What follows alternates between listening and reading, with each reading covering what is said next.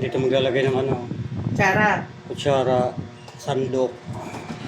Hindi ba mamaliliit yan? Lagayan ko ng sandok. Mahaba ho yan. Pag yung sandok naman, ano ang pinag- Mahaba siya. Wag yung bang pesta. Hindi talaga kasi. Kaya kami din eh. Yung mga pang-daily use lang. Mga pang-service, service spoon.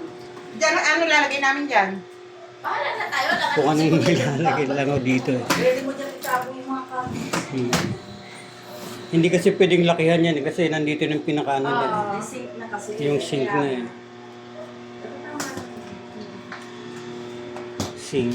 Hahanapin ko yung doon sa lalagyan ng dalawa. Sabi ko hindi naaari na. Pero kung ganda naman talaga yun. Hindi na yun naaari dyan. Parang tumaas yung ating ano. Hindi na nga mapakabili. Ipinex siya at ano sa taas. Hindi na nga mapakabili yung kapit bahay. Hindi na nga sige. Sino si... Ano nga magdala. Mamaya kasi tayo aming Pwede bang ano, makipili? Hindi pa yun. Na-joke na. Sa'yo nga yung tubig.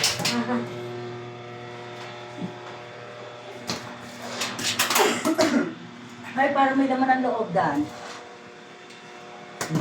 Yan, dyan. Parang may naiwan. Yun. Basahan. Sabi ko na nga, parang may laman.